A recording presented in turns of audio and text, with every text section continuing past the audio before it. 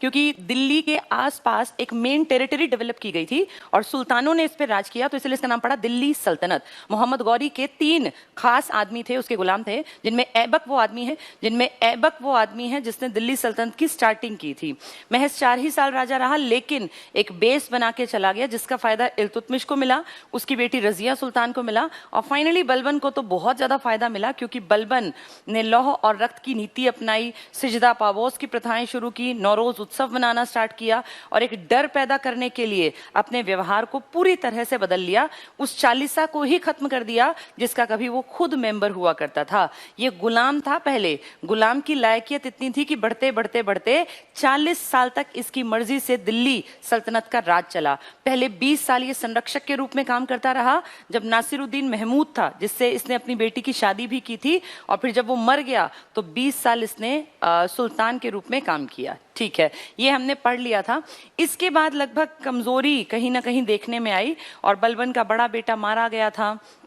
फिर इसके पोते मैंने बताया था कैखुसरो, कैमूर्स, ये कमजोर थे, और बलबन की डेथ के महज 4 साल बाद लड़खड़ाकर इनका साम्राज्य खत्म हो गया। साम्राज्य खत्म होने का मतलब ये नहीं कि सब मर गए, इसका मतलब है एक खानदान खत्म हो गया जो राज करता था। जनता ऐसी की ऐसी है, अमीर ऐसे के ऐसे हैं। अब जो बचे हुए लोग हैं ना, राजा ही तो मरा है, सुल्तान ही तो मरा है, उन बचे हुए में से जो लायक होगा वो अपनी अगली पीढ़ी को आगे ले जाएगा और फिर उनका राज चलेगा। तो गुलाम वंश हमने पढ़ लिया था कंप्लीट, और अब उम्मीद करती हूँ कि गुलाम आपको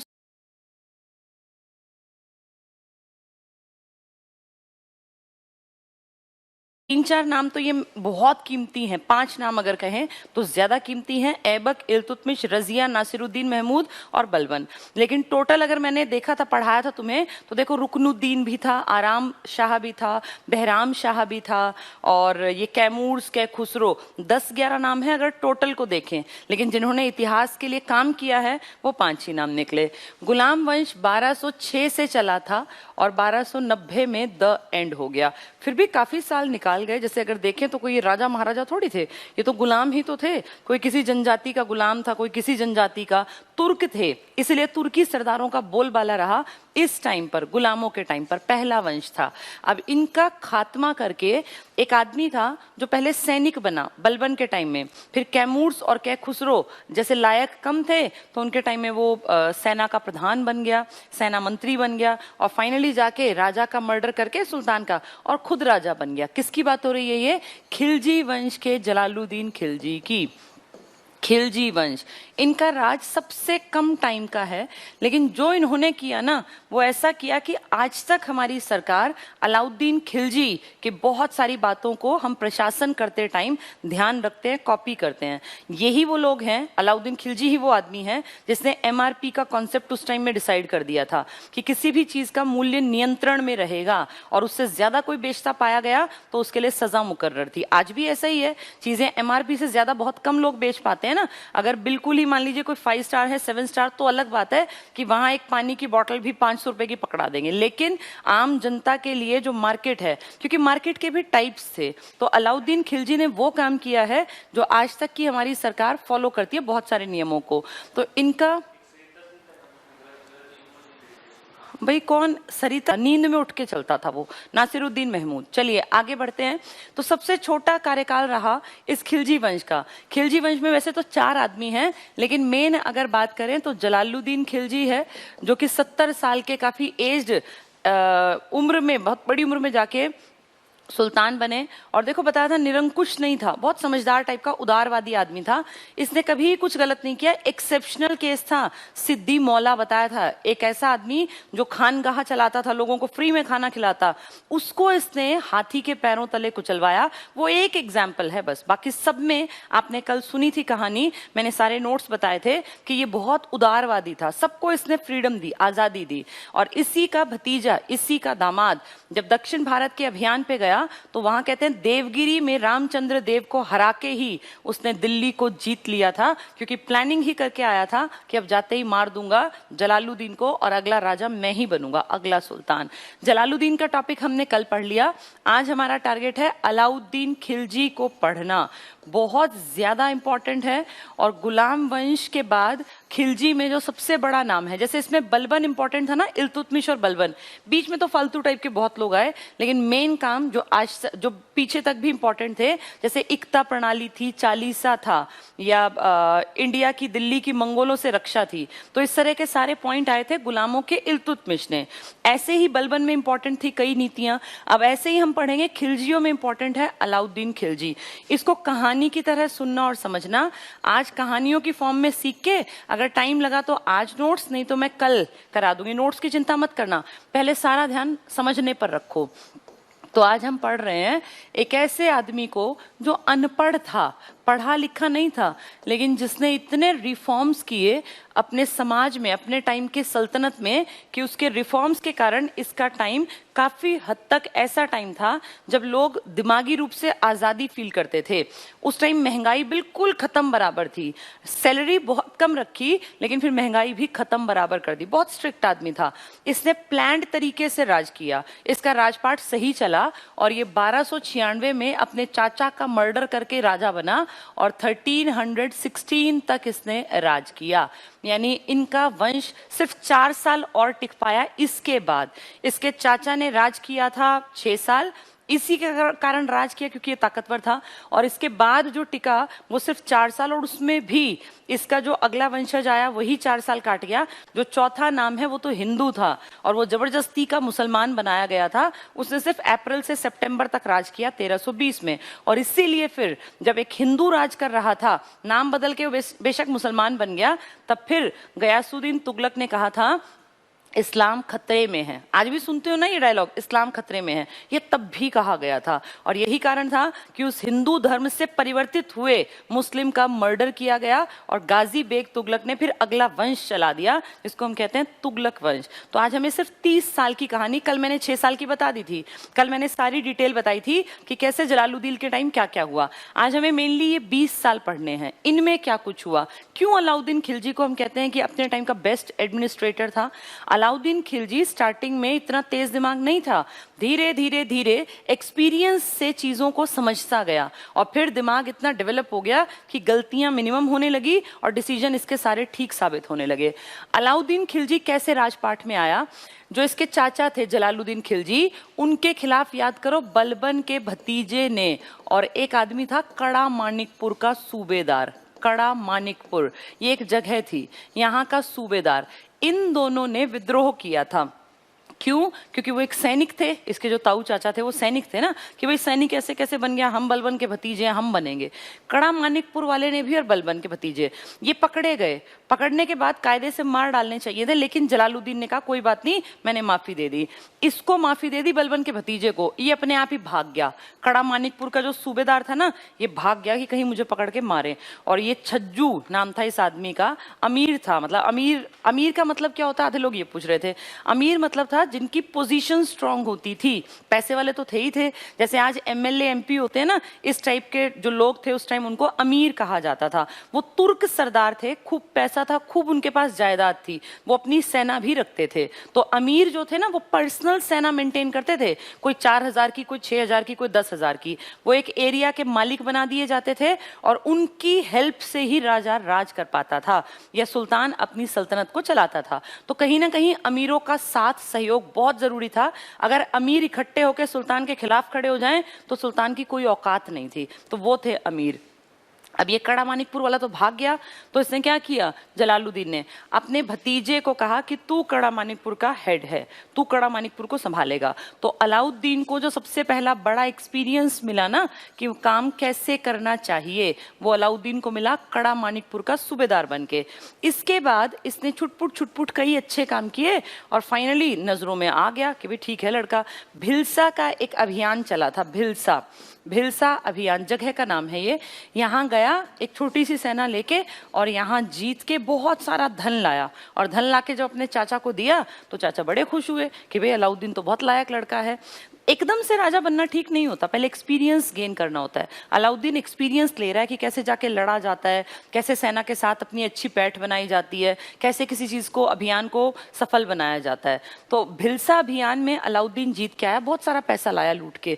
उस भिलसा अभियान से खुश होके और कड़ा मानिकपुर से एक्स्ट्रा इसको सूबेदारी मिल गई बदायूं की, नहीं बदायूं नहीं, कोई और छोटी, अभी नाम मुझे याद नहीं आ रहा, एक और इसको अवध की, बताइए तो सबसे बड़ा था ना, अवध की सूबेदारी भी मिल गई और इसको जो है हेड बना दिया, सेना का प्रधान बना दिया। तो देखो धीरे धीरे सीखते सीखते आगे बढ़ रहा है। एक दिन में कोई हीरो नहीं बनता। पहले कड़ा मानिकपुर इसके हिस्से में आया और उसके बाद ये भिलसा अभियान पे गया। अभियान में जीतने के बाद इसको अवध की सूबेदारी मिल गई और इसको सेना प्रधान का पद मिल गया, सेना मंत्री कह लो, सेना प्रधान कह लो। तो अब ये एक्सपीरियंस्ड आदमी है और फिर धीरे धीरे करके इसके जो है पंख फैलने लगे और इसने बिना परमिशन लिए साउथ का अभियान देवगिरी में चला दिया। वापस आके चाचा को मार दिया। मारने के बाद अब ये राजा तो बन गया। उस अभियान में ये बहुत पैसा लाया। कौन सा अभियान था वो? देवगिरी का अभियान। देवगिरी के राजा थे रामचंद्र देव। देवगिरी कहां पड़ता है? देवगिरी आज के महाराष्ट्र दौलताबाद में, यहां मान लो। इसको आप इस तरह से देखते हैं कि ये उत्तर भारत और दक्षिण भारत के बीच का पुल का काम करेगा। अगर इसको जीत लिया जाए ना, और अगर यहाँ के राजा को या तो फ्रेंड बना लिया जाए या उसको बिल्कुल खत्म कर दिया जाए, तो इस प्रॉपर्टी का यूज किया जा सकता है दक्षिण भारत की विजय के तरह से। तो अगर ये पुल पे हमारा कब्जा हो जाए, ये सोच रहा है, तो ये दक्षिण हमारा है। आगे जा जाए तो इस प्रॉपर्टी का यूज किया जा सकता है दक्षिण भारत की विजय के तरह से। तो अगर ये पुल पे हमारा कब्जा हो जाए, ये सोच रहा है, तो ये दक्षिण हमारा है। आगे जाके करेगा भी ऐसा। अभी तो सिर्फ ये जीत के आया, वापस आ गया धन लूट के। ये नहीं कि तुम हमारी बात मानो, धन लूटा देवगिरी से, दुनिया भर का पैसा और सोना लाया और लाके फिर इसने उस पैसे का यूज क्या किया? उस पैसे को बांट दिया। जब अपने चाचा को मारा ना, तो चाचा के जो कुछ खास आदमी थे, जो अमीर आदमी थे, जो तुर्क सरदार थे, अभी ये एंटी होंगे। ये कहेंगे भाई तूने क्यों मारा इसको, जलालुद्दीन को, और तू कौन है इसको मारने वाला? तो इनका मुंह बंद करने के लिए पैसा इनके मुंह में पहले ही ठूस दिया। पैसा कहां से लाया? ये कोई राजा थोड़ी है। तो देवगिरी अभियान से ढेर पैसा लाया और उस पैसे को लाके जैसे ढेर ढेर सोना पकड़ा दिया एक एक तुर्क सरदार को कि ये बोले ही ना। जब ये बोलेंगे ही नहीं, जनता को क्या मतलब कौन राजपाट संभाल रहा है? जनता कभी दिक्कत नहीं मानती, दिक्कत करते थे तुर्क अमीर सरदार। तो इनका मुंह बंद कर दिया। इनका मुंह बंद करके कम से कम ये मेंटली फ्री हो गया। लेकिन अभी ये राजा बन के काम थोड़ी चलता है, राजा बन के जिम्मेदारी ज्यादा आती है। अब इसने प्लान किया कि क्या दिक्कत है, मुझे कैसे बढ़िया काम करना है। अब इसका जो चाचा था वो तो 70 साल का बूढ़ा था, वो तो वैसे भी खिसकने थे। तो इसको लगा कि यार मुझे ना काम जमाना है, मैं 2-4 साल टिकने के लिए नहीं आया, मैं यहाँ आया हूँ यहाँ से आगे जाने के लिए और प्रोग्रेस करने के लिए। मुझे दक्षिण तक अपना एरिया, अपनी टेरिटरी बढ़ानी है। देवगिरी जीता था, लेकिन देवगिरी सिर्फ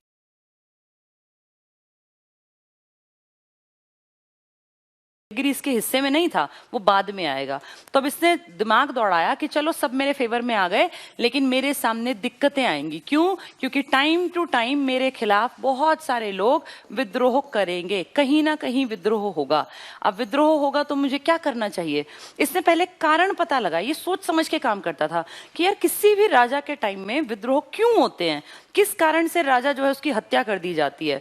तो इसकी समझ में जो बातें आई, वो पहली बात ये कि विद्रोह का कारण है कि राजा को या सुल्तान को अपनी प्रजा से संबंधित या अमीरों से संबंधित कोई जानकारी ही नहीं है।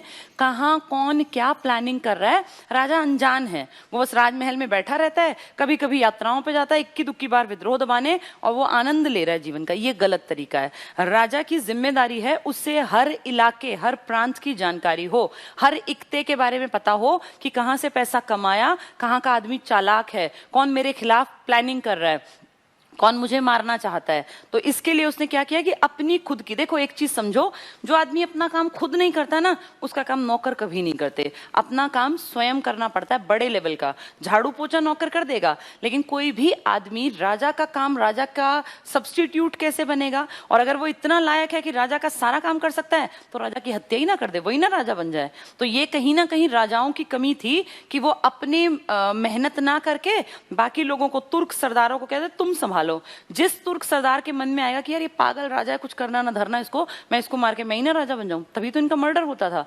तो इसने सबसे पहले कहा कि मुझे सारी जानकारी चाहिए, हमारे एरिया में कितने प्रांत हैं, किस इक्ते का कौन हेड है, कितना रुपया कहाँ से आता है, किसके पास कितनी सेना है, क्योंकि सेना के अगर मान लो 4 इकट्ठे होके अपनी सेना इकट्ठी कर लें और कई हजार सैनिकों को लेकर दिल्ली पे आक्रमण कर दें तो राजा तो मर गया। राजा की कोई केंद्रीय सेना नहीं, वो डिपेंड करता है छोटे मोटे इक्तादारों के ऊपर, सूबेदारों के ऊपर। तो इसने कहा मुझे सारी जानकारी चाहिए, पहली चीज। फिर इसने देखा कि ये जानकारी मुझे असली क्यों देंगे, भाई कोई भी इख्तेदार क्यों बताएगा कि जी मैंने पैसा खा लिया या मैंने इस इलाके से इतने रुपए इकट्ठे किए और आपको मैंने बस 10% दिया, कोई थोड़ी बताएगा। तो इसकी समझ में आया कि मुझे अपने सारी जानकारी के लिए गुप्तचर रखने पड़ेंगे, एक गुप्तचर विभाग बना दिया। आप आज भी जानते हैं ना, देश में सीआईडी काम करती है, देश में आईबी काम करती है, इंटेलिजेंस ब्यूरो, जो ये डिपार्टमेंट है ना, क्राइम इन्वेस्टिगेशन टाइप के, और ये सब तुम्हें नहीं पता, हमें भी नहीं पता, ये कपड़े बदल के कहाँ कहाँ घूमते रहते हैं। कोई ऐसा इलाका नहीं होता जहाँ की चीजों पे सीआईडी वालों की नजर ना हो, आपको पता भी नहीं चलेगा आपकी गली में से कौन कपड़े चेंज करके। और एरिया डिवाइड होते हैं ये तब भी थे, आज भी हैं। आज हमें पता नहीं चलता, तब भी जनता को पता नहीं चलता था। इनके एरिया डिवाइडेड होते हैं, जैसे ये 10 गली एक आदमी की, उसकी रोज की ड्यूटी है वो गलियों में घूमेगा, तुम्हें पता नहीं चलेगा क्योंकि ना वो आई कार्ड दिखाएगा और ना वो कहीं से तुम्हें नजर आएगा, वो नॉर्मल आदमी दिखेगा। तब भी गुप्तचर यही काम करते थे, कहीं भी लोगों के बीच में जाते और पता लगा लेते कौन चालाकी कर रहा है, कौन विद्रोह की प्लानिंग कर रहा है, कौन किसके घर में शादी ब्याह करके और अपनी सेना को इकट्ठी करना चाहते हैं। तो ये गुप्तचर विभाग काम की चीज था। किसने, अनपढ़ आदमी है, इसने देखा कि मेरे खिलाफ ज्यादातर जो विद्रोह करते हैं ना वो सूबेदार होते हैं, इख्तादार होते हैं या अमीर तुर्क सरदार। तो इसने क्या किया, इसने कहा भाई कोई भी अमीर जो हैं, जो ये अमीर हैं, ये अपनी जो बहुत बड़ी बड़ी प्रॉपर्टी, पहले के राजाओं ने इनको प्रॉपर्टी दे रखी थी ना, इसने सब छीन ली। कि ऐसी कैसी फालतू प्रॉपर्टी। पुराने राजा क्या करते, किसी से खुश होते, ले ये सारी जमीन तेरी, क्योंकि इंडिया इतना अमीर था, इतना बड़ा इलाका, कहीं भी भूमि पकड़ा दो वो राजा बन के खुश हो गया, सुल्तान की मैंने भूमि दान कर दी, वो दान लेने वाला अमीर बनता जाएगा।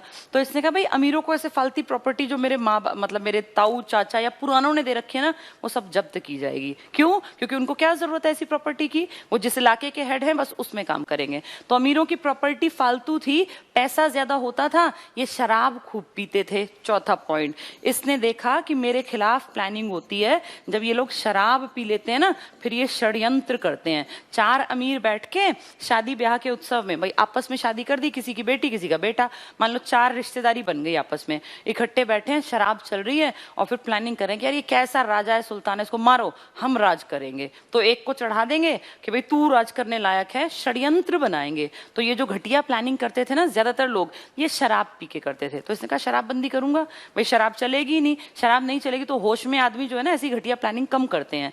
तो शराब का इसने फाइंड आउट किया कि शराब एक कारण है षड्यंत्रों का। अमीरों की प्रॉपर्टी फालतू होने से इनके दिमाग में चर्बी चढ़ गई है, तो अमीरों की फालतू प्रॉपर्टी छीन लेनी चाहिए और उसको खालसा भूमि बना दूंगा। खालसा मतलब राज्य की प्रॉपर्टी, राजा की प्रॉपर्टी, अमीरों की नहीं है, वो सरकार के मुखिया की यानी सुल्तान की है। गुप्तचर विभाग बना दूंगा, सुल्तान मैं खुद सारी जानकारी रखूंगा। अब ये सब ऐसे काम हैं जिनसे ये दिख रहा है कि इसका काम बढ़िया जम जाएगा, क्योंकि अब अगर कोई भी षड्यंत्र करेगा ये तुरंत पकड़वा देगा, मरवा देगा, क्योंकि इसके पास गुप्तचर विभाग है। अपने आप नजरों में सारी प्रॉपर्टी, कितना पैसा कहां से आता है, अमीर कौन। अच्छा, इसने इसके 1-2 और उपाय अपनाए। इसने कहा कोई भी 2 अमीर या तुर्क सरदार अगर आपस में अपने घर में विवाह संबंध बनाते हैं तो मेरी जानकारी के बिना किसी के बेटा बेटी की शादी नहीं हो सकती। कोई भी एक अमीर दूसरे अमीर के घर अगर शादी का प्रस्ताव लेके जाए तो मेरी नॉलेज में होना चाहिए, अगर मैं ना करूंगा तो कोई शादी कर नहीं सकता। यानी इसने अपनी इतनी कमांड बना ली कि शादी ब्याह भी मेरी मर्जी के खिलाफ। आम आदमी कुछ करे कोई दिक्कत नहीं, लेकिन ये अमीर प्लानिंग करते हैं ना, तो कौन किसके घर रिश्तेदारी लेके जा रहा है ये मेरी नॉलेज में होना चाहिए। ये 2 इसके अगर अपोजिशन के आदमी थे ना तो उनके बीच में वैवाहिक संबंध बनने ही नहीं देगा, और वैवाहिक संबंध नहीं होंगे तो फिर वो दूर दूर रहेंगे, फिर उनकी सेना इकट्ठी होगी नहीं। तो इसने कहा कि सारे वैवाहिक संबंधों की जानकारी मुझे होनी चाहिए। इसने बहुत बढ़िया सिस्टम से काम करना स्टार्ट कर दिया। अब इसको लगा कि ठीक है ये सब तो चल गया, लेकिन मेरे पास सेना नहीं है, क्योंकि ये सब सेना, जो छोटी छोटी सेना रखते थे ना, ये अमीर थे, ये तुर्क सरदार थे।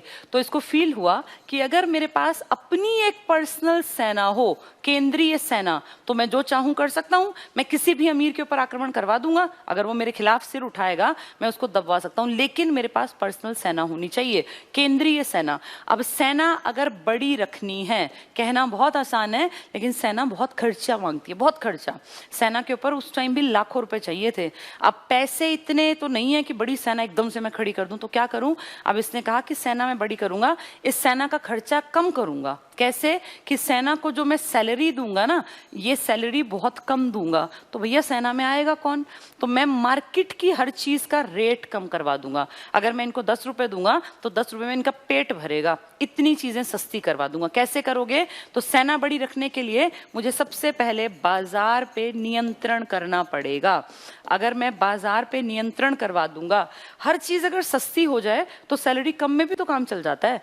प्रॉब्लम कहाँ आती है? जब चीज़ें महंगी हो। जैसे आज देखो, पेट्रोल महंगा, डीजल महंगा, एलपीजी महंगी, किराए महंगे। तो अगर कोई 10,000 रुपये कमा रहा है तो कैसे उसका घर चलेगा? चल ही नहीं सकता, हर चीज़ महंगी है। अगर चीज़ें सस्ती हों तो सैलरी कम हो तब भी काम चल जाएगा।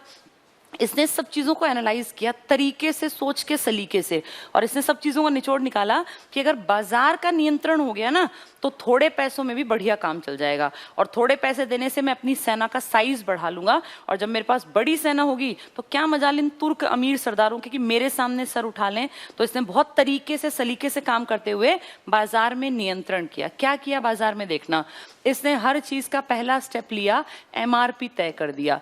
कोई भी अगर एमआरपी से ज्यादा सामान, महंगा सामान बेचता पाया गया ना, तो उसकी खबर इसको मिलेगी, क्योंकि गुप्तचर एक्टिव हैं।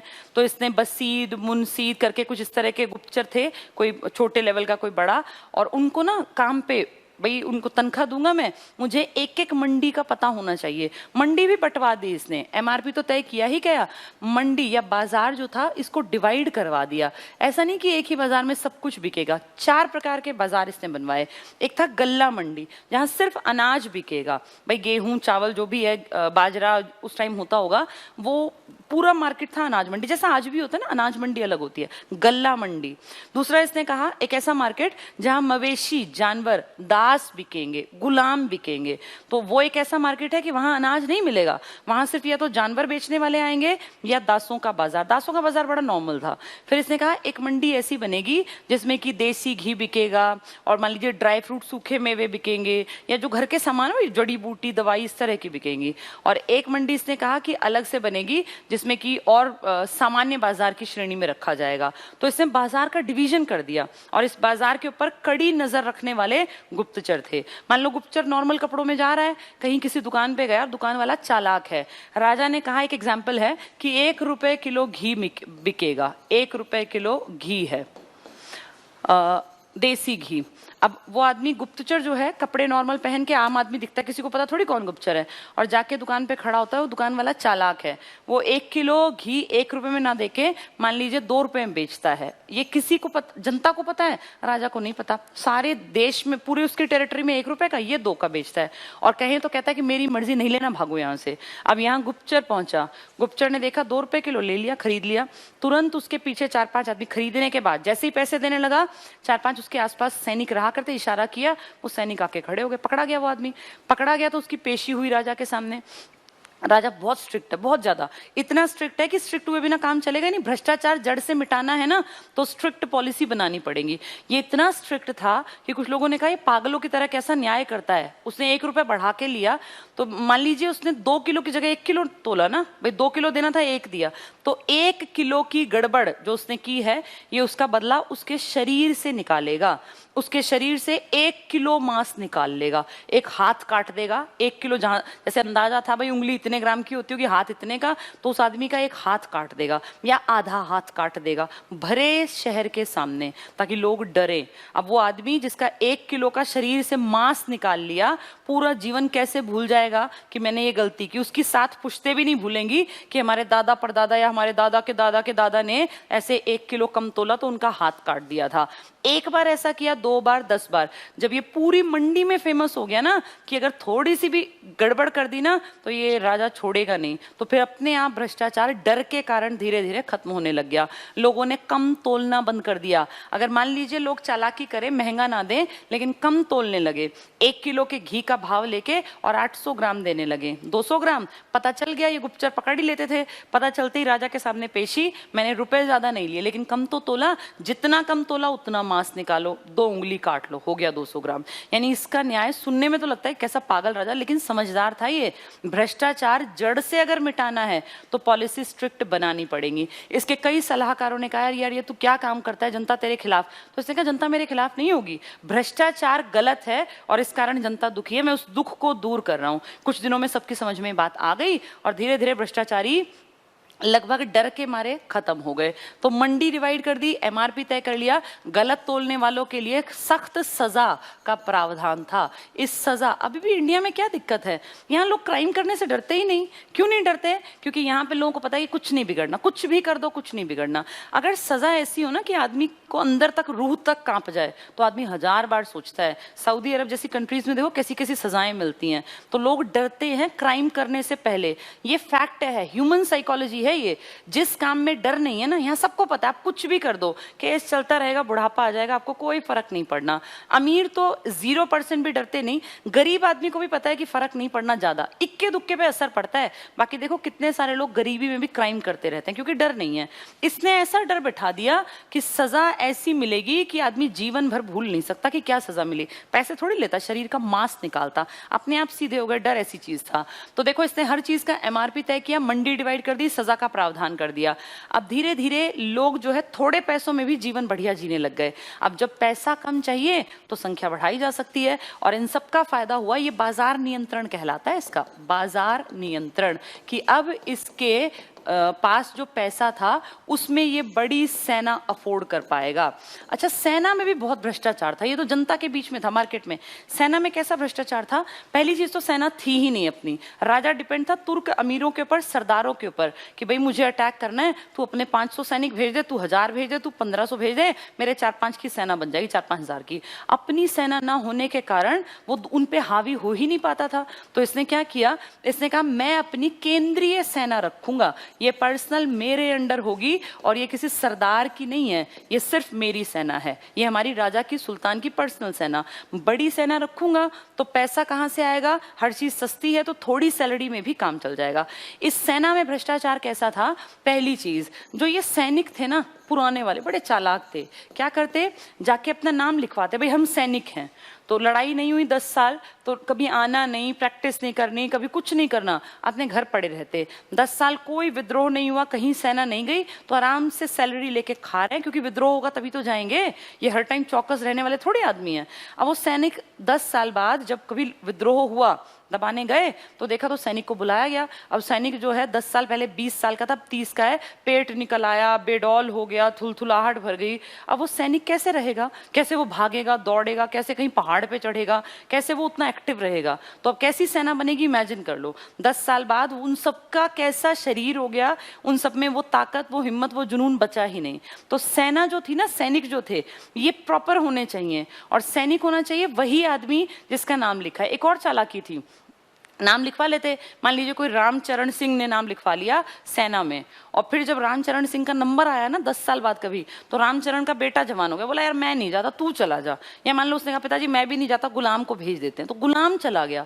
कोई प्रैक्टिस नहीं, कोई ड्रिल नहीं, कुछ नहीं, गुलाम जाके खड़ा हो गया, मैं हूं सैनिक। अब वो कैसे बंदूक चलाएगा? या मान लीजिए उस टाइम तीर थे, भाले थे, जो भी था, कैसे चलाएगा? तो ये कहीं ना कहीं सेना की कमजोरी थी। इसने कहा सैनिक जो होंगे ना परमानेंट होंगे, और सैनिक हुलिये लिखे जाएंगे।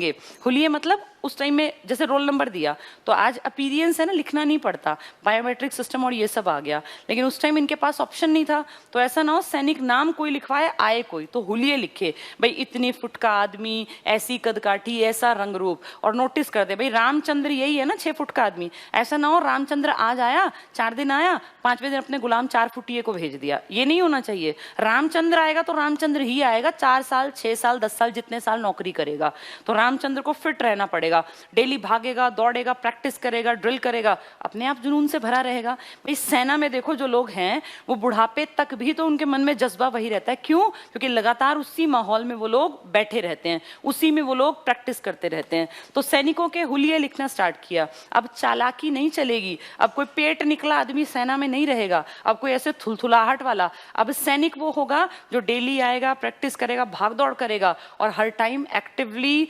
पार्टिसिपेशन के जज्बे के साथ राजा के लिए काम करेगा। तो सैनिक सारे एक्टिव हो गए, सबकी बढ़िया कदकाठी, बढ़िया शरीर बना हुआ, यानी अब सेना ताकतवर है।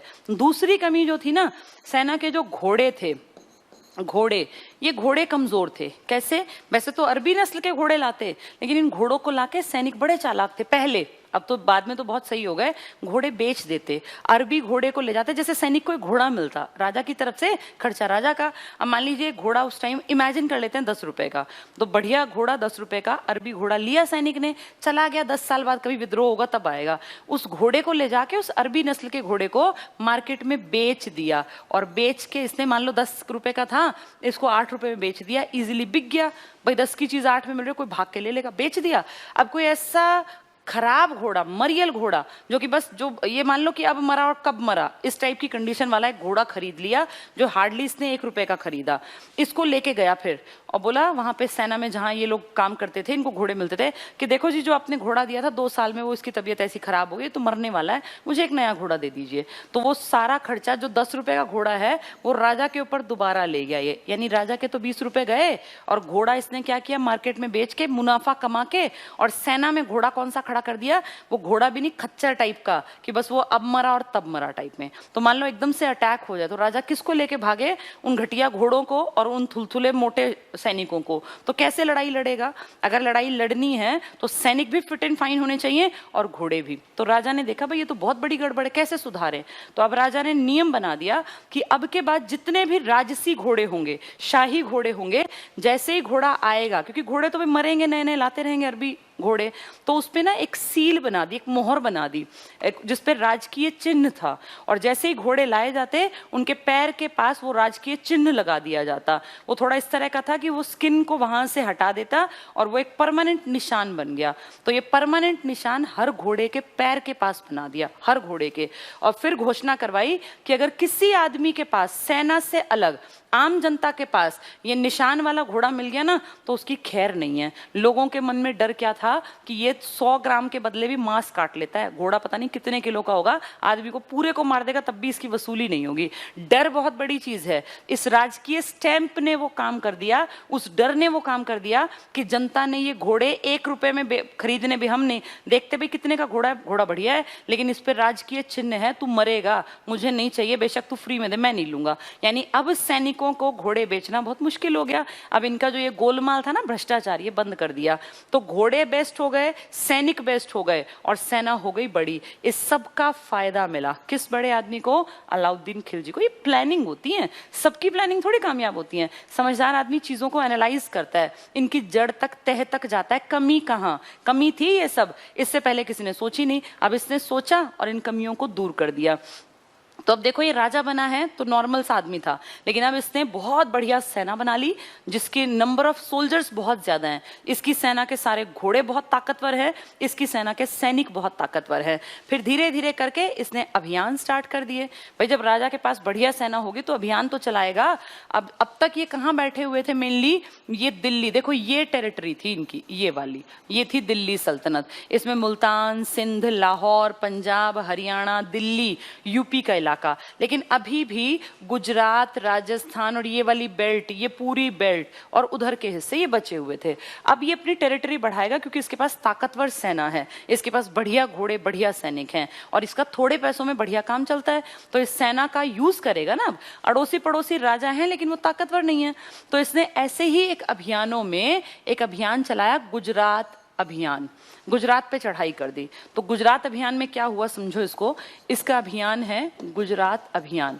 जब इसने यहाँ चढ़ाई की ना, तो इस गुजरात अभियान में जब ये लोग पहुंचे तो बड़ी सेना लेके गए हैं, गुजरात का राजा हारेगा। गुजरात का राजा जो था रायकर्ण बघेल नाम है इसका, रायकर्ण बघेल, कहीं कहीं राजा कर्ण बघेल भी लिखा है। कर्ण बघेल ये राजा है। जब इसके ऊपर इतनी ताकतवर सेना आई तो ये अपने आप समझने की बात है कि राजा को भागना पड़ेगा जान बचाने के लिए। ये यहाँ से भाग के और जो देवगिरी का राजा था ना उसके वहां चला गया, अपनी बेटी को भी ले गया। इसकी बेटी है देवल देव, अपनी बेटी को पत्नी को छोड़ गया। इसकी पत्नी जो थी वो अलाउद्दीन खिलजी के कब्जे में आ गई और उसने फिर उससे शादी की और फिर अलाउद्दीन खिलजी की पत्नी जो बनी ये कमला देवी, इसके कहने पर इसने देवगिरी अभियान चलाया था। तो पहले गुजरात अभियान की बातचीत कर लेते हैं। वहां के राजा के ऊपर इसने अटैक किया, राय या राजा कर्ण बघेल के ऊपर अटैक कर दिया। इसकी बेटी और ये बेटी का नाम क्या, देवल देव, ये तो भाग गए, पकड़े नहीं गए, खाली करके अपना इलाका और भाग गए। भाग के कहाँ चले गए, देवगिरी यानी महाराष्ट्र की तरफ। तो गुजरात महाराष्ट्र इकट्ठे ही तो हैं, पहले सारा बंबई था ये, यहाँ चले गए। तो यहाँ ये पहुंचा तो राजा तो गायब, तो खूब लूट की इसके आदमियों ने। ये खुद नहीं गए, इसके आदमी गए थे, तो खूब लूट मचाई। और जो यहाँ पे मंदिर था ना वो सोमनाथ का मंदिर, याद होगा ना आपको, सोमनाथ, इस टेम्पल जिसको देखो भीम फर्स्ट और भीम सेकंड हमने पढ़े थे, इसको लूटा, सोमनाथ मंदिर को खूब लूटा। और सोमनाथ मंदिर से खूब पैसा इसको मिला, खूब मतलब बढ़िया अटैक में मनी मिली। यहीं पे कहते हैं इसको एक आदमी मिला था, वो आदमी प्रॉपर आदमी नहीं, हिजड़ा था वो, मलिक काफूर। मलिक काफूर का ऐसा नाम है जिसके कारण कहते हैं ये दक्षिण में विजय कर पाया था। 1000 दिनार में खरीदा था मलिक काफूर, उस टाइम की मुद्रा थी दिनार, तो 1000 दिनारी कहलाता है एक आदमी जिसका नाम है मलिक काफूर। अब देखो ये कितना लकी रहेगा ये आदमी, ये इसके अभियान को दक्षिण ले जाएगा और ये इसके लिए वो हीरा लाएगा जो आज महारानी के ताज में लगा है। लंदन की, ब्रिटेन की महारानी, कौन सा हीरा, कोहिनूर हीरा, जिसकी दुनिया में मशहूरी थी कि कोहिनूर इतना खूबसूरत हीरा है कि जिसकी टक्कर का कोई हीरा किसी देश में नहीं था। वो हमारी तेलंगाना की खदानों से निकला था। और जब साउथ में जाएगा ना ये बड़ी सेना लेके, तो वो डर के, वहां तेलंगाना वारंगल राजधानी थी, उसके राजा ने इसको दे दिया था, प्रताप रुद्र देव उसका नाम था शायद, कि भाई तू ले जा और अपने राजा को दे देना। तो मलिक काफूर इसको किस अभियान में मिल गया, गुजरात अभियान में। गुजरात में इसने क्या लूटा, सोमनाथ मंदिर, तो खूब पैसा मिला, एक बढ़िया ऐसा आदमी मिला जो कि इसका एक ये मान लीजिए राइट हैंड बनेगा, मलिक काफूर। अब जब यहाँ ये लूट हुई ना तो ये यहाँ का राजा कहाँ भाग गया, देवगिरी में। इस लूट के बाद ये वापस आए, खूब धन लूटा, तो वापस आके और लूट का ना धन बांटा जाता था, लूट का धन बंटता था किस किस में, एक तो सुल्तान लेगा लूट का धन और एक सेना लेगी। इससे पिछले वालों ने क्या किया था कि सेना 80% धन रखेगी, भाई तुमने मेहनत की 20% मुझे दे देना। लेकिन अब इसने कर दिया, अलाउद्दीन ने, इसने कहा भाई बड़ी सेना रखनी पड़ती है, मेरे खर्चे बहुत हैं, तुम लोगे 20% और मैं लूंगा 80%। इस बात पे जो याद है मंगोलपुरी बताया था कल, मंगोलपुरी कौन थे वो, मंगोल 4000 आदमियों को लेके उलूक खान एक मंगोल आ गया और इसके ताऊ या चाचा को क्या बोला कि यहीं रहूंगा। और वो कितना उदारवादी था कि रह लो यहाँ। दिल्ली में मंगोलपुरी में मंगोल बस गए थे ना, नवीन मुसलमान, अब वो भी गए थे इस अभियान पे क्योंकि दिल्ली सल्तनत का राजा था, मुसलमान थे वो। तो उन्होंने कहा भाई ये नहीं चलेगा, ऐसे कैसे, तू हमें 20 देगा हम ज्यादा लेंगे। और उन नवीन मुसलमान, मुट्ठी भर मुसलमान, विद्रोह कर दिया। तो अलाउद्दीन ने कहा पकड़ो इनको, अब पकड़ो। तो वो भागे वहां से, दिल्ली से भाग के, और राजस्थान के एक राजा, हमीर देव नाम था इसके, दिल्ली से राजस्थान पास ही तो पड़ता है, तो वहां भाग के और घुस गए और बोले राजा को कि भाई हमें ऐसे से बचा लो और हम तो आपकी कृपा से बच सकते हैं, नहीं तो हम तो मरेंगे। अब हम इंडियंस की कमी क्या है, हम बहुत उदारवादी हैं, हम बहुत काइंड हार्टेड हैं। कोई हमारे सामने गिड़गिड़ा दे, हाथ जोड़ ले, माफी मांगे, तुरंत माफ कर देते हैं। सोचो हमीर देव का लेना एक ना देना दो, उसे नहीं पता ये कौन भगोड़े, क्यों ये माफी मांग रहे, क्यों ये कह रहे हैं कि हमें अपनी शरण दे दो और इनके पीछे कौन पड़ा है। अब बिना सोचे समझे, ये कहीं ना कहीं थोड़ी अकल की भी कमी रही होगी। उदारवादी बनना चाहिए पर इतना भी नहीं कि तुम्हारा नुकसान हो जाए, कि तुम जो है बिल्कुल बर्बाद हो जाओ। और बिना सोचे समझे अलाउद्दीन खिलजी के दुश्मन बन गए थे वो नवीन मुसलमान, सारे नहीं भागे, मुट्ठी भर भागे थे, उनको शरण देके फंस गया ये राजस्थान का राजा। और इसने उनको शरण दे दी और शरण देके पहुंचे इसके सैनिक, उन्होंने कहा निकालो इसको बाहर। तो बोलो नहीं निकालूंगा, मैंने जबान दे दी। और मैंने जबान क्या दे दी कि मैं इनकी रक्षा करूंगा मरते दम तक। तो उन्होंने कहा ठीक है मर ले, फिर भाई तुझे शौक हो रहा है मरने का, मर ले। बड़ी सेना आ गई, बड़ी सेना आ गई तो किला बंद कर लिया। तब किले बहुत ऐसे होते थे अभेद, कोई घुस ना पाए। अलाउद्दीन के जैसे कानों में गया कि ऐसे ऐसे राजस्थान साइड के एक राजा ने, हमीर देव ने, वो भगोड़े मुसलमान, जो नवीन मुसलमान है, वो छिपा रखे हैं और वो दे नहीं रहा उनको। तो उसने कहा मैं चलूंगा खुद। भाई ऐसी कैसे हिम्मत हो गई, हमारे दुश्मन क्यों पकड़े? भाई दुश्मन को जो लोग शरण दे रहे हैं वो हमारे दुश्मन बन गए ना। अब सोचो राजस्थान के राजा से लेना एक ना देना दो, अपने वो है ना आ बैल मुझे मार, बिना बात की मुसीबत। भाई नवीन मुसलमान मरते हो मरे, आपस में लड़े, तुम क्यों शरण दे रहे हो? लेकिन मैंने जबान दी है इसलिए मैं शरण भी दूंगा। ठीक है भैया। अब वो आ गया, चढ़ाई की, 2-3 महीने यहाँ पड़े रहे, दरवाजा ही ना खोले, परेशान दुखी। तो फिर क्या था, भ्रष्टाचार का फायदा उठाया। अपने आप तो भ्रष्टाचार बंद किया था, यहाँ फायदा उठाया। और उसका एक बड़ा सेनापति था, उसको लालच देके अपने पार्ट पे मिला लिया और पता कर लिया कि किले का कौन सा हिस्सा कमजोर है। सारा किला बराबर ताकतवर नहीं होता। अगर आपने मणिकर्णिका मूवी देखी हो, झांसी का किला, तो देखो एक आदमी ने बता दिया था जाके कि कौन से हिस्से की दीवार मजबूत नहीं है, कमजोर है। यही इनके साथ हुआ। और जब किले पे आक्रमण किया उस कमजोर हिस्से पे, तो वो टूट गया। वहां से ये अलाउद्दीन की बड़ी सेना घुस गई और जो राजा था उसको दिखा कि अब तो मरना पड़ेगा। तब भी ना कोई माफी ना, ठीक है भाई जबान दे रखी है, बेशक मरना पड़े। उसकी जो पत्नी थी और बहुत सारी राज्य की महिलाएं जो थी, ये जौहर आपको पता ही है पुराने टाइम से चल रहा था, उन्होंने वो अग्निकुंड तैयार कर रखा था। और जैसे ही देखा कि वो लोग घुस आए हैं, मुस्लिम कम्युनिटी पूरी मतलब सेना के साथ, राजा भी, तो तुरंत कहते हैं वहां पे हजारों औरतों ने उसमें अग्निकुंड में जौहर कर लिया कि भाई हम लोग कहीं ये लोग हमें पकड़ ले और हमारे पतियों को मार दें, तो उससे पहले ही वो जौहर कर चुकी। ये सब बातें अमीर खुसरो ने बताई हैं। कहते हैं 30,000 किसानों को मारा गया था, बर्बर हत्याकांड हुआ था। गुस्से में आके अलाउद्दीन ने 30,000 किसान मरवाए थे और कितनी ही औरतों ने जौहर कर लिया था, क्योंकि राज्य में कितने आदमी होंगे, उन सबकी पत्नियों ने जौहर कर लिया। ये बिना बात की मुसीबत बुलाई ना, ये उन लोगों को शरण देते, इनके ना पीछे पड़ते, ना इनको मरना पड़ता। 30,000 आदमी वैसे मारे, हजारों औरतों ने जौहर किया और हजारों सैनिक वैसे मारे गए। तो ये राजस्थान का जो अभियान था और गुजरात का, ये किसने किया है? अलाउद्दीन खिलजी। इतनी ताकत कहां से आई? उस बड़ी सेना के दम पे। अब ये तो इलाके पूरे, सोचो ये वाली टेरिटरी बढ़ के इतनी हो गई। अब इसकी जो ये था ना देवल देव, जिसकी बेटी थी, किसकी थी? कर्ण बघेल की। कहाँ का था ये? गुजरात का। तो गुजरात अभियान में जो ये कमला देवी, जिससे शादी कर ली इल्तुतमिश ने, ये सॉरी इसने अलाउद्दीन खिलजी ने, तो कमला देवी ने कहा कि भाई मेरी बेटी से मुझे मिलना है और आप जो है ना मेरी बेटी को लेके, मेरे जो पति हैं वो चले गए देवगिरी, तो आप वहां अभियान चलाओ, आप वहां चढ़ाई करो, मैं अपनी बेटी से मिलूंगी। तो देखो कैसी महिला है ये भी। तो वहां से दिल्ली से फिर एक सेना भेजी, किस पे आक्रमण करने के लिए? देवगिरी पे। पहले भी आया था ना, बहुत पहले जब चाचा को मारा उससे पहले, अब दोबारा आया देवगिरी पे आक्रमण करने। अब ये चालाक है, राजा वही अभी रामचंद्र देव है। इसको लगा कि यार इनसे पंगे नहीं लेने चाहिए, मैं जीत भी जाऊं ना तो इनसे दोस्ती करूंगा। क्यों? क्योंकि मेरा टारगेट है दक्षिण का अभियान चलाना, और दक्षिण और उत्तर के बीच में पुल का काम कौन करेगा? देवगिरी। तो अपनी सेना भेजी, देवगिरी का राजा हार गया और फिर राजा की बेइज्जती नहीं की, ना उनका धन लूटा। देवगिरी में राजा को बोला कि कोई बात नहीं, हार जीत तो चलती रहती है और आपसे हमें जो है मित्रता की संधि करनी है। और कहते हैं कि यहाँ पे उसको स्वर्ण छत्र दिया, सोने की एक बड़ी छतरी बनवा के, और वो एज गिफ्ट पेश की। तो सोचो, एक तो हारा है देवगिरी वाला, ऊपर से इसको गिफ्ट मिल रहा है, तो आगे तो ये फ्रेंडली बिहेवियर रखेगा ना अलाउद्दीन के साथ। अलाउद्दीन के लिए तो चीटी मारने बराबर था देवगिरी के राजा को मारना, क्योंकि अब उसके पास सेना बहुत बड़ी है। लेकिन वो चालाक था, राजा को यहाँ पे स्वर्ण छत्र देके और उसको अपना दोस्त बना लिया, ताकि आगे के अभियानों में उसको फायदा हो, जिसका फायदा भी हुआ। तो धीरे धीरे करके पहले ऊपर की प्रॉपर्टी बढ़ाई, देवगिरी अभियान चलाया, और फाइनली देवगिरी से रास्ता बना लिया दक्षिण भारतीय अभियान का, जिसमें मलिक काफूर 1000 दिनारी बड़ी सेना लेके तेलंगाना अभियान करके आया। और यहाँ जो होयसल थे, देवगिरी, ये सब, ये जो पूरा इलाका था दक्षिण का, इन सबको उसने एक तरह से अपने अंडर लेके और यहाँ से टैक्स बांध लिया। शासन नहीं किया, बोला चुपचाप टैक्स देते रहना, वरना इतनी बड़ी सेना लेके हर साल आएंगे और तुम्हारा सारा धन लूटेंगे। तो हर साल लूटने से ज्यादा बेहतर उनको लगा, नीचे वाले राजाओं को, कि हम टैक्स ही भिजवा देंगे। तो एक कमाई का बढ़िया साधन वो कर पाया। इसका कारण था उसकी बहुत बड़ी सेना के दम पे ये सब पॉसिबल हुआ। तो ये था अलाउद्दीन खिलजी। ठीक है, और भी बहुत सारी बातें हैं, लेकिन आज इतनी पहले ये थोड़ा सा पढ़ लेते हैं, उसके बाद आगे बढ़ेंगे। देखो अलाउद्दीन खिलजी, ये नोट्स बनाने हैं तुम्हें, जो ये दिखा रही हूँ।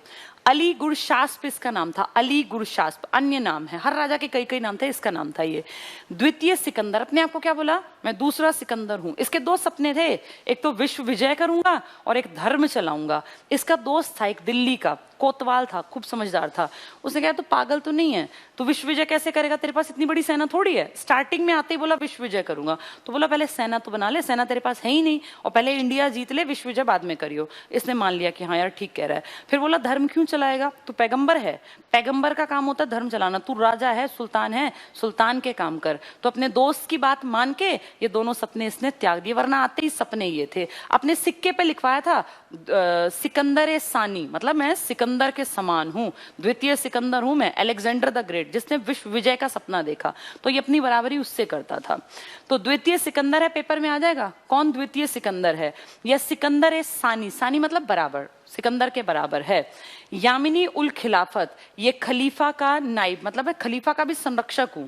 तो खलीफा का संरक्षक बन गया ये कि मैं यामिनी उल खिलाफत हूं। मलिक छज्जू, ये वही है बलबन के भतीजे के साथ जिसने कड़ा मानिकपुर का था ना, ये भाग गया था बाद में मुल्तान। तो मलिक छज्जू, मलिक तो सारे लोग थे, मलिक सिपह सालार ये सब लोग थे। मलिक छज्जू की जगह कड़ा मानिकपुर का सूबेदार बना। क्यों बना, क्योंकि मलिक छज्जू जलालुद्दीन के विद्रोह खिलाफ करके और फिर सीधे भाग गया मुल्तान। तो इसको मिल गया भाई तू संभाल ले। इसके बाद क्या हुआ, 1292 में भिलसा का सफल अभियान किया और सेना मंत्री का पद मिला। तो भिलसा में जब ये जीता ना, अपने चाचा को बने अभी 2 ही साल हुए थे, 1290 में बने थे वो, तो उन्होंने कहा भाई ये तो बड़ा लायक भतीजा है मेरा, ये दामाद भी है उनका। तो उन्होंने इसको प्रॉपर्टी और बढ़ा दी, अवध की सूबेदारी मिल गई। तो पहले इसको क्या बनाया, कड़ा मानिकपुर का सूबेदार, क्योंकि वहां का छज्जू भाग गया था। तो पहले कड़ा मानिकपुर, फिर जब ये जीत के आया तो फिर इसको बना दिया तो सेना मंत्री भी तू है और तू अवध का भी हेड बनेगा, सूबेदार बनेगा। तो ये अवध को भी देख रहा है, कड़ा मानिकपुर को भी। 1296 में देवगिरी का सफल अभियान, एक पहले वाला एक बाद में, जब इसकी पत्नी अलाउद्दीन खिलजी को कहेगी, किसकी पत्नी थी पहले वो पत्नी थी पहले गुजरात के राजा की, कर्ण बघेल की, फिर उससे शादी कर ली इसने अलाउद्दीन ने, फिर उसके कहने पे देवगिरी का दूसरा अभियान करेगा। तो देवगिरी का सफल अभियान, जहां से खूब पैसा लाया, अमीरों को खिलाया, खूब संपदा लाया, सभी इसके पक्ष में हो गए। तो जो जबान खोलते जलालुद्दीन के खास आदमी, उनके मुंह में इसने पैसे भर दिए, वो कुछ नहीं बोले। अनपढ़ था पर बेस्ट प्रशासक था। कितनी प्लानिंग की ना, अब जो मैं पिछले लगभग आधे घंटे पौने घंटे से बोल रही हूँ, ये सारी प्लानिंग इस अनपढ़ आदमी ने की है। इसने कितना समझदारी से काम किया। इससे ये बात साफ होती है कि पढ़ा लिखा गारंटी नहीं है कि समझदार होगा। पढ़ना लिखना एक बात होती है और समझदारी दूसरी बात होती है। लिटरेट होने से कोई समझदार नहीं बनता।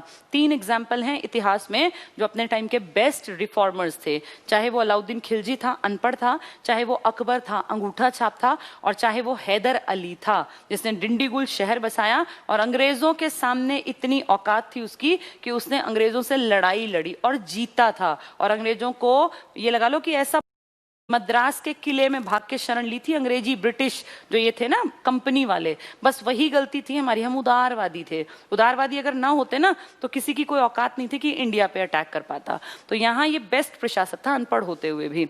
अमीर खुसरो, ये अमीर खुसरो याद है तुम्हें, मोहम्मद शहजादा मोहम्मद, किसका बेटा, बलबन का।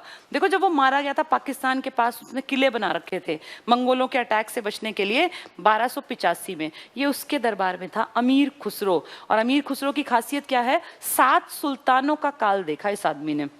सुल्तान आए मर गए, आए मर गए, ये बैठा रहा। क्योंकि सुल्तान आपको याद है बहुत छोटे छोटे भी आए थे, बलबन के बेटे के में था, फिर बलबन में था, फिर बलबन के बाद 2-3 छोटे मोटे आए, फिर जलालुद्दीन, अब अलाउद्दीन। 7 सुल्तानों का काल देखने वाला बहुत समझदार पढ़ा लिखा अमीर खुसरो, जिसको तोताए हिंद भी कहते हैं। ये जो भाषा में यूज कर रही हूँ खड़ी बोली, ये इसी की देन है। तो अमीर खुसरो तोताए हिंद, इसने अलाउद्दीन को विश्व का सुल्तान कहा।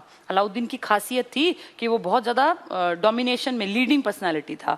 तो विश्व का सुल्तान, युग का विजेता कहा। खुश करने के लिए भी कहा होगा, कुछ इसने किए भी थे अच्छे काम। तो अमीर खुसरो आज के नहीं है, अमीर खुसरो बलबन के बेटे के दरबार में थे, मोहम्मद, शहजादा मोहम्मद। फिर वो मर गया था, फिर बलबन के में, फिर उसके बाद कैखुसरो, कैमूर्स, फिर जलालुद्दीन, अब अलाउद्दीन। और इसके बाद ये मर गया, इसके बाद भी रहे थे। नेक्स्ट देखो, अलाउद्दीन के 2 उद्देश्य क्या थे। सबसे पहले विश्व विजय करना और नया धर्म चलाना। किसने मना किया, इसके दोस्त ने, दिल्ली के कोतवाल ने। मित्र था अला उल मुल्क, नाम था उसका अलाउल मुल्क, ने मना कर दिया दोनों से। दिल्ली का कोतवाल क्या बोला, वो धर्म चलाते हैं पैगंबर, तू पैगंबर नहीं है और तू विश्व विजय कैसे कर लेगा, तू क्या सेना लेके बैठा है, अमीरों के ऊपर तू डिपेंड करता है। तभी तो इसने अपनी सेना बनाई। फिर विद्रोह क्यों होते हैं, राजा ने सोचा विद्रोह क्यों होते हैं, क्यों लोग मेरे एंटी जा रहे हैं, ये अमीर। तो पता लगाया राज्य की गतिविधियों से अनभिज्ञ था, मुझे पता ही नहीं कौन क्या कर रहा है, कौन किसके साथ शादी कर रहा है, किसके वैवाहिक संबंध है, किसके पास कितनी सेना है, तो मुझे ये सब पता करना पड़ेगा। दूसरा, मादक द्रव्यों का सेवन करते हैं, शराब पीते हैं और मेरे खिलाफ षड्यंत्र करते हैं, पता लगाया इसने। अमीरों के बीच वैवाहिक संबंध है, तो दो अमीर मान लीजिए, एक का बेटा एक की बेटी शादी कर ली, तेरी मेरी सेना इकट्ठी हो गई और अब जो है हम राजा के ऊपर अटैक करेंगे। तो अमीरों के बीच वैवाहिक संबंध ये नुकसान कहीं ना कहीं करते थे। प्रजा के बीच धनी और उद्दंड वर्ग, कुछ प्रजा के बीच में अमीर थे, वो राजा के अमीर नहीं थे, वो प्रजा के अमीर थे, वो बड़े शैतान थे, तो विद्रोह को भड़का देते। कहीं भी किसी को पैसा देके कहते हैं विद्रोह कर दो, तो इसने पता लगाया कि ये अमीरी भी ठीक नहीं है, ज्यादा अमीरी ये सिर में इनके में चर्बी बनाती है। विद्रोह उन्मूलन मतलब होता है जड़ से खत्म करना। मैं कैसे विद्रोह को खत्म कर दूं, सेना ताकतवर होगी तो विद्रोह होगा ही नहीं, अगर लोगों को MRP से ज्यादा बेचते हुए डर लगेगा तो विद्रोह होगा ही नहीं। सुल्तान ने स्वयं प्रशासन संभालना शुरू किया, अपने आप हर चीज के ऊपर कमांड। किसी भी काम में, अगर तुम किसी भी काम को देख लो, चाहे तुम खेती को देखो, बिजनेस को देखो, जिस काम में तुम खुद नहीं लगे हुए ना, वो काम तुम्हें कभी भी फल नहीं देगा। अगर आप सिर्फ नौकरों के भरोसे, सिर्फ अपने से निचले स्तर के लोगों के भरोसे काम छोड़ देंगे तो वो काम कभी परफेक्ट नहीं होगा। काम वो ज्यादा अच्छे चलते हैं जिनमें मालिक भी साथ बैठता है, हर चीज पे नजर रखता है, क्योंकि वो नुकसान की चीजों को रोकेगा, वो फायदे की चीजों को आगे बढ़ाएगा। तो इसने क्या किया, स्वयं प्रशासन संभालना शुरू कर दिया, ये बहुत जरूरी था। शराबबंदी लागू कर दी, शराब नहीं पिएगा कोई भी, शराब नहीं पिएगा तो होश में रहेगा, षड्यंत्र कम बनाएगा। गुप्तचर विभाग का गठन कर दिया कि जो गड़बड़ हो मुझे तुरंत पता चले। मुनहीस और बरीद ये गुप्तचर, जैसे मान लो CID के अधिकारी और एक तरह से उनके सैनिक टाइप हैं, तो मुनहीस और बरीद ये पोस्ट के नाम थे, ठीक है। अमीरों के मेल मिलाप पर प्रतिबंध लगा दिया, कोई अमीर आपस में नहीं मिलेंगे, मेरी परमिशन के बिना शादी नहीं करोगे, शादी करोगे तो मुझे पता होना चाहिए, और अगर मैं मना करूंगा तो शादी कर नहीं सकते, तो प्रतिबंध लगा दिया। धनी व्यक्तियों की संपत्ति जब्त कर ली, छीन ली प्रॉपर्टी, क्योंकि प्रॉपर्टी नहीं होगी ना तो सीधे रहेंगे, प्रॉपर्टी जोड़ने के चक्कर में लगे रहेंगे, लेकिन अगर ज्यादा प्रॉपर्टी होगी तो शराब पियेंगे और षड्यंत्र करेंगे और मेरी हत्या करवा देंगे। तो क्या किया, अलाउद्दीन के विशेष कार्य क्या है, इसने क्या किया, क्या स्टेप लिए। पहला, वस्तुओं का MRP मूल्य तय कर दिया, MRP से ज्यादा बेचेंगे तो उतना ही मांस निकालेंगे जितने के तुम गड़बड़ करोगे। विभिन्न प्रकार के बाजार बना दिए, गल्ला मंडी, ये लिख लेना चारों बाजार। गल्ला मंडी अनाज का बाजार था, जहां अनाज बिकता था, तो उसका भी रेट तय था, उससे ऊपर नहीं बेच सकते। सामान्य बाजार था, जैसे नॉर्मल मार्केट होते हैं। इसके बाद घोड़े, मवेशियों और दासों का बाजार था, घोड़े बिकते थे, तभी तो लोग घोड़े, राजसी घोड़े बेच देते थे ना, तो उनपे मोहर लगवा दी कि अब घोड़े बेच के दिखाओ। किसी आम आदमी के पास अगर वैसा घोड़ा मिल गया तो उसकी खैर नहीं, तो आम आदमी खरीदने से पहले चारों तरफ देखेगा कहीं राजकीय स्टैंप तो नहीं लगी, तो अपने आप वैसे घोड़े बिकने बंद हो गए। लेकिन वैसे आम घोड़े बिकते थे, क्योंकि तब आने जाने का साधन घोड़ा ही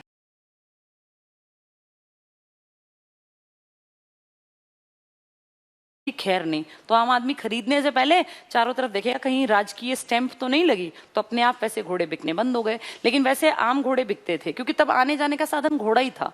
घोड़े मवेशी होते हैं, जानवर, गाय भैंस बकरी, और दासों का बाजार था, दास भी बिकते थे।